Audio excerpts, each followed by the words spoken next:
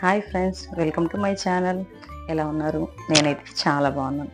మీరు కూడా బాగున్నారని అనుకుంటున్నాను. ఈరోజు మన వీడియో హెల్దీ అయిన స్నాక్.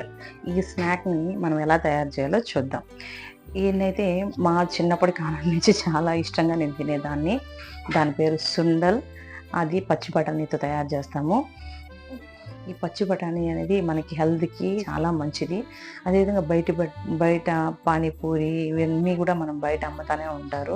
ఇవన్నీ తీసుకొచ్చి మన ఇంట్లో మన పిల్లలకి పెట్టేదానికంటే కూడా మనము ఈ స్నాక్ని మనం తయారు చేసుకొని మన పిల్లలకి కానీ పెట్టామంటే ఖచ్చితంగా పానీపూరిని ఇదైతే డామినేట్ చేస్తుంది. ఒక్కసారి ఈ పద్ధతిలో మీరు ట్రై చేసి మీ పిల్లలకి అనేది పెట్టండి. ఖచ్చితంగా మీ పిల్లల్లో అదేవిధంగా మీ ఇంట్లో వాళ్ళందరూ కూడా చాలా టేస్టీగా తింటారు. ఒకసారి ఈ విధంగా ట్రై చేయండి. హెల్దీ అయిన రెసిపీ. దీని పేరు సుండల్. చాలా సింపుల్గా అయిపోయేసి కష్టపడాల్సిన అవసరమే లేదు. చాలా సింపుల్గా చేసి పెట్టచ్చు. ఇప్పుడు మీరు నేను చేస్తున్న పద్ధతిలో మీరు కూడా ఈ రెసిపీని చేసి మీ పిల్లలకి పెట్టండి. ఖచ్చితంగా మీరు పానీపూరిని డామినేట్ చేసే టేస్ట్ అయితే మీరు దీంతో తీసుకురావచ్చు. ఒకసారి ట్రై చేద్దామా మన వీడియోని.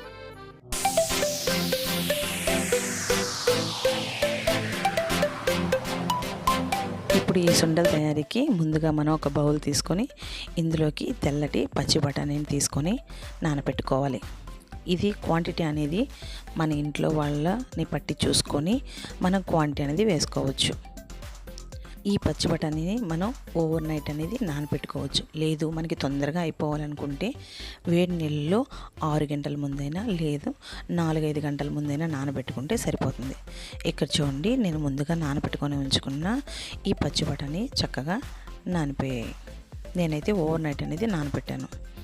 చూడండి, మనం ఏదైతే నానబెట్టుకున్నామో ఈ పచ్చి బఠానీ మొత్తాన్ని ఈ విధంగా 2-3 టైమ్స్ అనేది మనం వాష్ చేసుకోవాలి. ఇలా వాష్ చేసుకుని ఈ పచ్చి బఠానీని ఒక కుక్కర్ తీసుకొని ఇందులోకి వేసేసుకోవాలి. ఇప్పుడు ఈ పచ్చి బఠానీలో మనం కొంచెం పసుపు, అదేవిధంగా రుచికి తగినంత ఉప్పు వేసుకొని 2 గ్లాసుల వరకు నీళ్లు పోసుకొని 4-5 విజిల్స్ వచ్చేంత వరకు స్టవ్ వెలిగించి స్టవ్ మీద కుక్కర్ని పెట్టి ఉడకనివ్వాలి. మనకి పచ్చి బఠానీ ఉడకడానికి ఎక్కువ టైం తీసుకుంటుంది కాబట్టి ఖచ్చితంగా 4-5 విజిల్స్ వచ్చేంత వరకు మనం ఉడికించుకోవాలి. ఇప్పుడు మనం ఇందులోకి కావాల్సిన మసాలాని రెడీ చేసుకుందాం. ముందుగా మనం ఇందులోకి ఆనియన్స్, టమోటాను, 2 పచ్చిమిరపకాయలు, అదేవిధంగా కొంచెం అల్లం, కొత్తిమీర, పుదీనా, 4-5 రెమ్మలు తెల్లగడ్డలు తీసుకోవాలి. ఇప్పుడు ఈ మొత్తాన్ని మనం ఒక మిక్సీ జార్ తీసుకొని ఇందులోకి వేసేసుకోవాలి.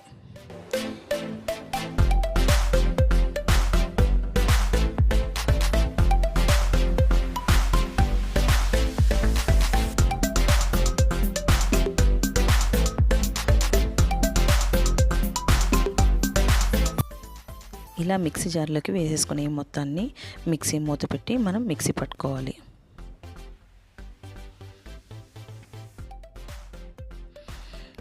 ఇలా మిక్సీ పట్టుకున్న తర్వాత వచ్చిన ఈ మసాలాని పక్కనించుకోవాలి.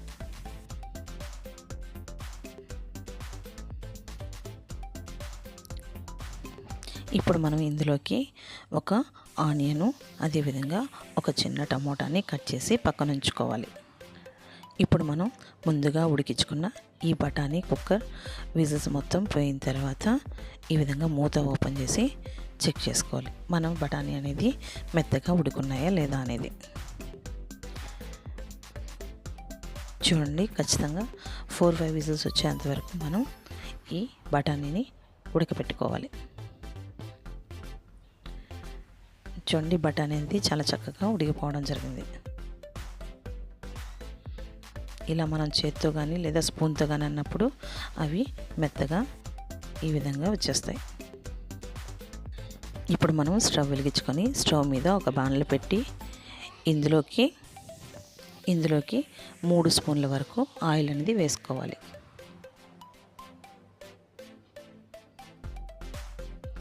ఆయిల్ అనేది వేడెక్కిన తర్వాత మనం ముందుగా కట్ చేసి ఉంచుకున్న ఆనియన్స్ వేసుకొని లైట్ బ్రౌన్ కలర్ వచ్చేంత వరకు వేపుకోవాలి.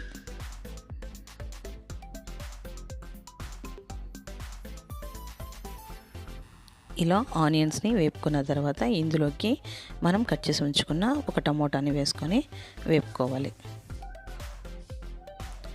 ఈ టమోటా కూడా పచ్చివాసన పోయేంత వరకు మనం వేపుకోవాలి.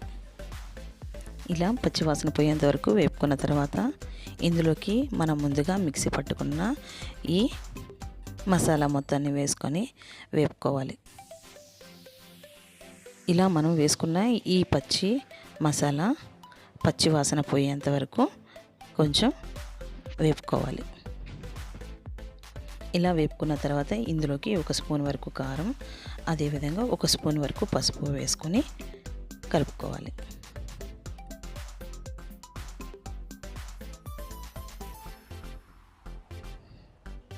ఇలా మొత్తాన్ని ఒకసారి కలుపుకున్న తర్వాత ఇప్పుడు మనం ముందుగా ఉడికించుకున్న ఈ పచ్చి బఠానీ మిశ్రమం మొత్తాన్ని కూడా ఈ బాణంలోకి వేసేసుకోవాలి. ఇలా వేసుకున్న తర్వాత ఈ మొత్తాన్ని ఒకసారి కిందకి పై భాగానికి ఒకసారి మొత్తానికి కలుపుకోవాలి.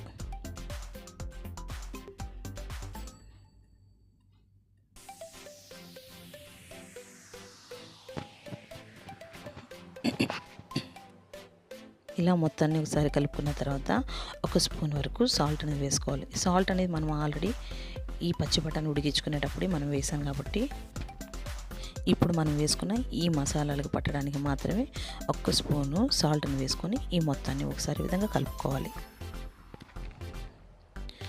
ఇప్పుడు మనం కలుపుకున్న ఈ సుండలు మొత్తాన్ని ఒక మీడియం ఫ్లేమ్లో పెట్టుకొని ఈ విధంగా కలుపుకుంటూ ఉడికించుకోవాలి.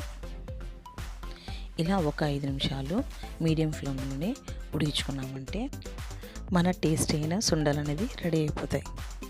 చూడండి, ఇదే విధంగా మీరు కూడా మీ ఇంట్లో ఒక్కసారి ట్రై చేసి మీ ఇంట్లో ఉన్న పిల్లలకి కానీ పెద్దలకి కానీ ఒక్కసారి టేస్ట్ చూపించండి.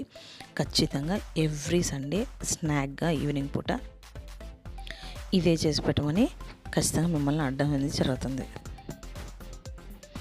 చూడండి, ఒక 5 నిమిషాలు అనేది మనకి మన సుండలు అనేది ఉడికిపోవడం జరిగింది. ఇప్పుడు మనం ఫైనల్గా ఈ విధంగా కొత్తిమీరతో గార్నిష్ చేసుకున్నామంటే మన సుండలు అనేది పూర్తిగా రెడీ అయిపోయినట్టే. ఇప్పుడు మనం వేడివేడిగా మన సుండల్ని వడ్డించుకొని తినేయచ్చు. ఇప్పుడు మనం ఒక ప్లేట్ తీసుకొని మనం ఏదైతే రెడీ చేసుకున్నామో ఈ సుండలు మొత్తాన్ని ఆ ప్లేట్లో వేసుకొని ఇందులోకి చక్కగా ఆనియన్స్ని, అదేవిధంగా మనం సన్నగా తురుముకున్న కొత్తిమీరని వేసుకొని కొంచెం నిమ్మరసాన్ని పిండుకొని తిన్నామంటే రుచి చాలా బాగుంటుంది. ఇప్పుడు నేను తయారు చేసిన ఈ సుండల్ని వేడివేడిగా నా అల్లుడితో షేర్ చేసుకోబోతున్నాను.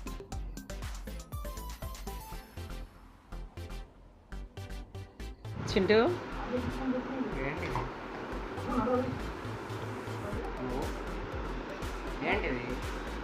తిని టేస్ట్ చెప్పు. కాదు, డిష్ పేరు చెప్తే కొంచెం sundal.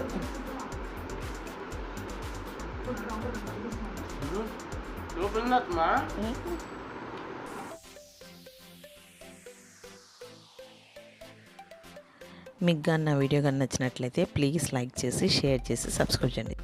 Thank you so much.